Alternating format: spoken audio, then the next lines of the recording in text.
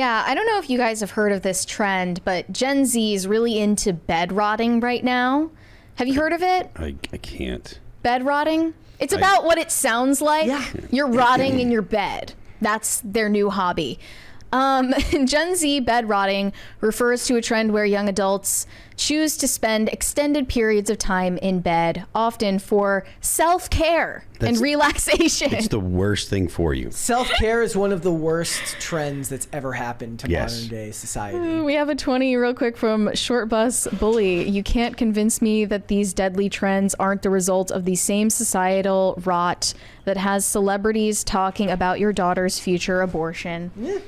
It is all connected. Yep. However tenuously, it is all connected. Self-care is one of the most abused terms ever, because you can do something that's objectively self-destructive, and as long as you call it self-care, well, you're valid for that. Exactly. This phenomenon has gained popularity on TikTok. This is your morning routine. You wake up and then you just scroll your For You page for hours. Rotting. Yeah. Brain rotting. Bed rotting. Get up and get out of bed. Thank you, guys. So this is that is how you like end up depressed. One of the things, one of the best ways to avoid being depressed is get up out of bed and get dressed. You can't just lay in bed and stay in your pajamas. That leads to depression. It's one of the make your bed's good. Yeah. Yep. It leads to depression. If you're not depressed, it only makes your depression worse. If you are depressed, get up, get out of bed, get dressed, like go. Even that's why like old people go to McDonald's and have coffee, or they go to the mall and walk. Yeah. That's literally just so that way they get up and get out of bed, because if you don't, you end up with like significant depression and you end up laying around and like your body starts to fall apart. It's so incredibly bad for you. So for me, what I've noticed is like if life gets busy and I won't get a chance to get out and skate for a week or something like that. And by the end of that week, it's like it builds up and you don't realize how bad it's gotten until that week is over. And then when I finally get back out and skate, it's like my brain turns back on. Recalibrates you. And you feel revitalized. But it doesn't just happen there. You can offset that with other things. I'm saying like as simple as 25 push-ups, 25 sit-ups. Anything to cause some type of physical exertion to your body. You need to understand, self-care is the enemy of self-improvement. Yep. Yes. They're polar opposites. That's really good. That's really, really good. It's true. So you can call bed rotting self-care because whatever you're doing that feels good in the moment is self-care. The reason why it's the enemy of self-improvement is because in order to improve yourself, you have to suffer. Yep. For a temporary time, and then you can get a long-term benefit. That's what Gen Z can't seem to understand. And creeping modernity tells you to indulge yourself in your whims at every moment. You gotta love the irony. Like, you wake up and you're like, I'm so depressed. I know what'll make me feel good right now. I'm gonna open my phone and scroll my TikTok For You page for 5 hours. Will not make you feel better. It makes me feel good. So that means it's self-care, right? No, it will make you feel worse. That sounds logical to me. But Gen Z has found a creative solution to their depression and anxiety with an app called Finch Care, where you essentially feed a Tamagotchi character by doing self-care tasks. I see this ad. It says, I was addicted to social media and depressed, so I found an app that turns simple self-care tasks like this, brushing your teeth, into a game to give my brain the dopamine it craves. Take out the trash, that's 7 points. Floss my teeth, that's 6 points. It's crazy how I'm like 245% happier now. I wish I'd found this sooner. So I went and looked more into this app called Finch Care. And they say Finch was started by two friends who struggled with anxiety and depression and found self-care challenging to stick with. We decided to build Finch with the mission to make self-care fun and accessible after seeing many others share similar struggles. Accessible, as if it's somehow prohibitive to brush your teeth. Your toothbrush is 10 steps outside of your bedroom. It's very accessible.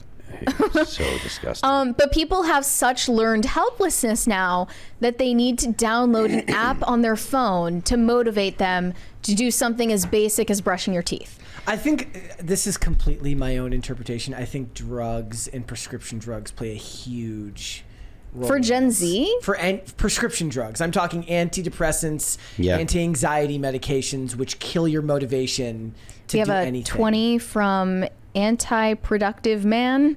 As a millennial, self-care has a much different, much stickier meaning.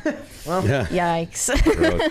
My point being is that if you're on a bunch of medications and it's tied to your emotional regulation, it can become very, very difficult to do even the simplest tasks when everything's tethered to this idea that you have to take your meds every day and you have to get in a routine and all of this stuff.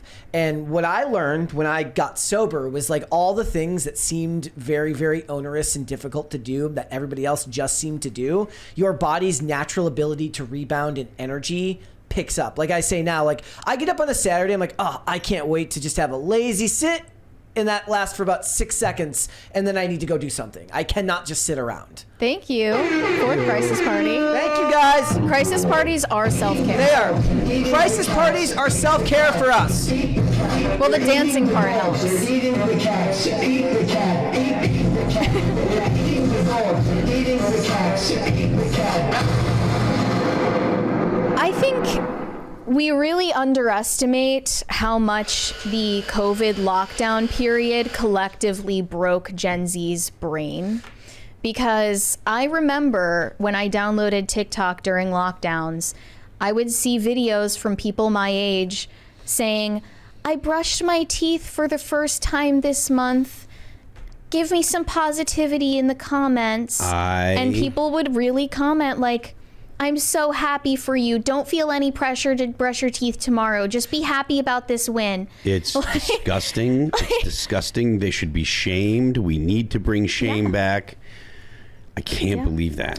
Which is weird because for me, I was more active during COVID than any other time. Some people used lockdown to improve themselves, and other people used lockdown to self-care. One of the worst was like I was going out because I was skating every day. I'd get up at 8 in the morning, 9 in the morning and go skate. I was not working at the time. I had about a month between jobs before I got another job. I got very lucky. I got work during COVID.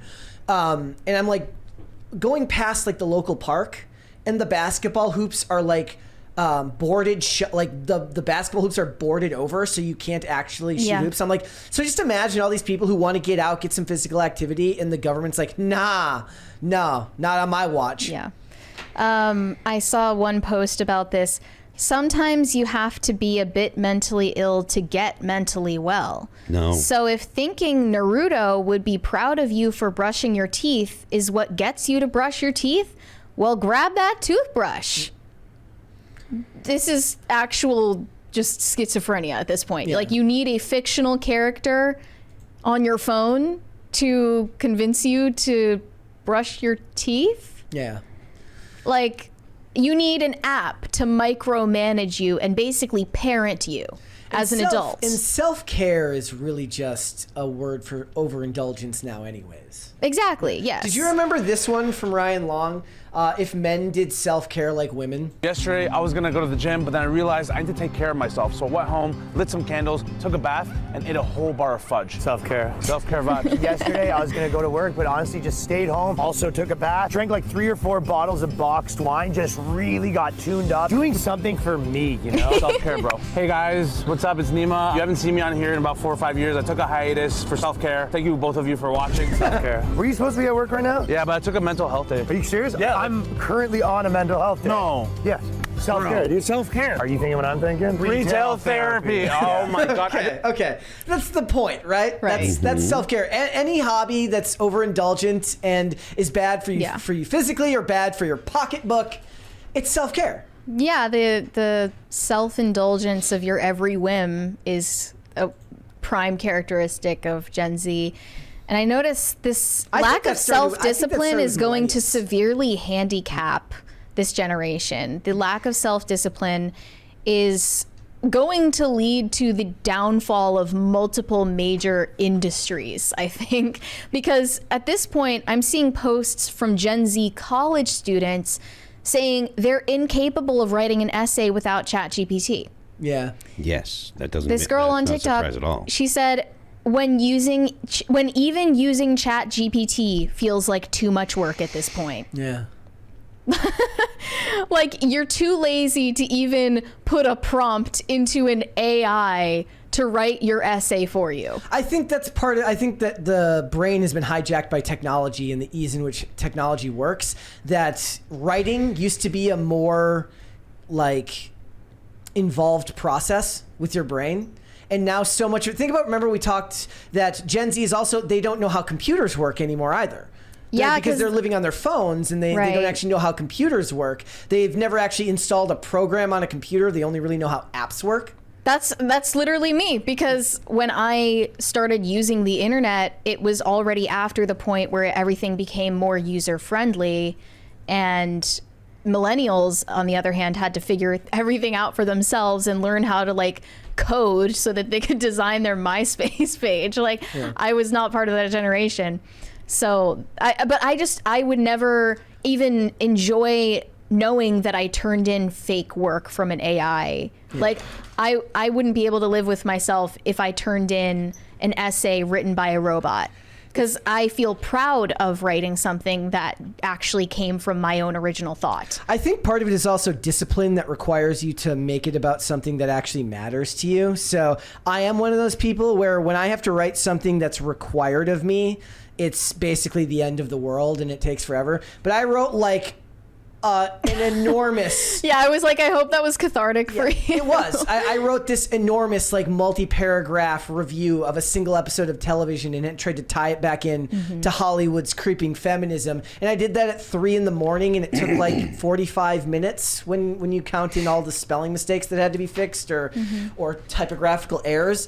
But that's something I care about, right? The hard part for most of them would be doing it for something that they are not passionate about. Those same people that are complaining about writing an essay that they can't even do with ChatGPT probably could write a 10,000-word essay about their favorite Stan account if they wanted to. Phil, would you use AI in your music ever? No, not in All That Remains, no. Are you like ethically opposed to it, or why do you say that? So I can't actually say no, because I don't know what AI is going to be like in 5 years. So if there is something that makes making music easier, then yes. But I would want to be writing it. I would want to be writing the lyrics. I would want to be, singing the parts. If there's stuff that makes editing easier, that's fine. If you wouldn't just like download your voice into one of these apps. No. That scares me to even think about. Thanks for watching. Listen to full episodes of Pop Culture Crisis on Spotify. Keep up with us on social media and make sure you subscribe and ring that bell so you never miss the show. Bye, guys.